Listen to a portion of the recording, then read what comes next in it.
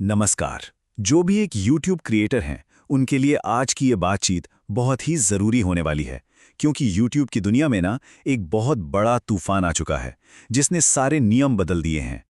आजकल एक सवाल हर क्रिएटर को परेशान कर रहा है, भाई हमारे व्यूज़ अचानक गए कहाँ?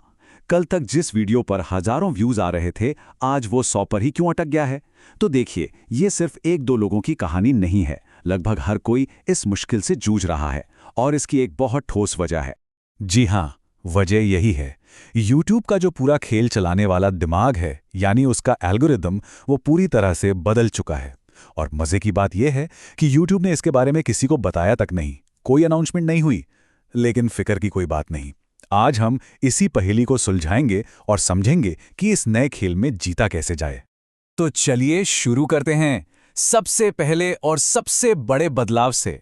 ये एक ऐसा बदलाव है जो उन सारी पुरानी ट्रिक्स पर पानी फेर देता है जिन्हें क्रिएटर्स अब तक एसईओ का ब्रह्मास्त्र मानते आ रहे थे।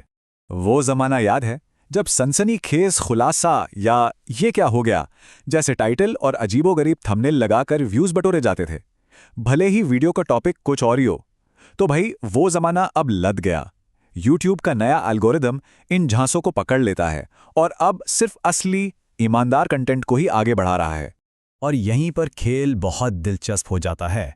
YouTube का जो नया AI है ना, वो अब सिर्फ टाइटल या टैग्स नहीं पढ़ता, वो असल में वीडियो में बोले गए हर शब्द को सुनता है, उसे समझता है। इसका सीधा सा मतलब ये है कि अब धोखा देना लगभग नामुमकिन है। वीडियो में जो बोला गया है, YouTube ठीक उसी टॉपिक में इंटरेस्ट रखने वाले लोगों तक वीडियो पहुंचाएगा।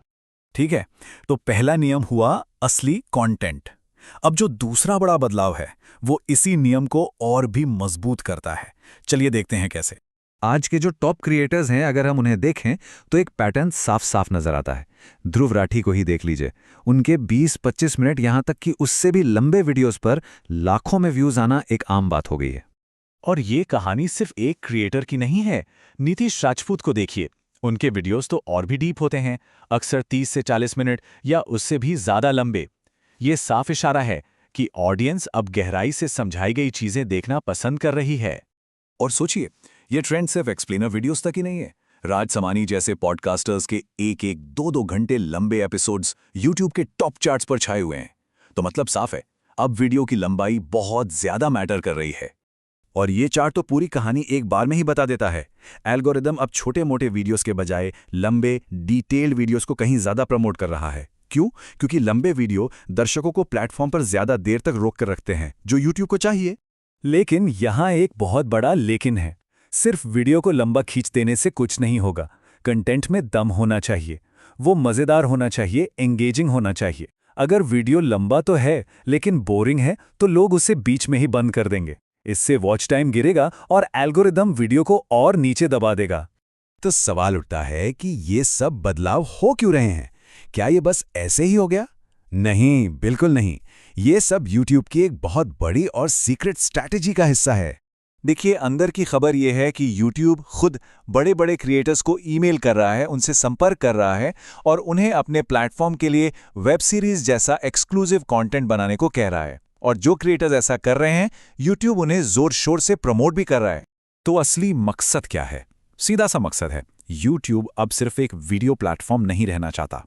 उसका टारगेट है Netflix और Amazon प्राइम जैसे OTT दिग्गजों को सीधी टक्कर देना। YouTube चाहता है कि दर्शक अपने पूरे एंटरटेनमेंट के लिए कहीं और जाएं ना। तो इन सारी बातों को अगर मिला दें तो इस नए YouTube पर जीतने का नया फॉर्मूला क्या बनता है? नई स्ट्रैटेजी क्या होनी चाहिए? संक्षेप में कहें तो सफलता के अब 4 नए नियम हैं। पहला, ईमानदारी, यानी क्लिक बेट को पूरी तरह से भूल जाइए। दूसरा, तालमेल, मतलब टाइटल, थंबनेल और वीडियो तीनों में एक ही बात होनी चाहिए। तीसरा, गहराई, लंबे और एंगेजिंग वीडियो बनाइए। और चौथा, पकड़, ऐसा कंटेंट जो लोगों को आखिर तक देखने पर मजबूर कर दे। तो अब सवाल यही है, YouTube के इस नए अखाड़े में उतरने के लिए क्या आपकी स्ट्रैटेजी तैयार है? क्योंकि एक बात तो तय है, जो इन नए नियमों को जल्दी समझकर अपना लेगा, वही इस खेल का अगला सिकंदर बनेगा।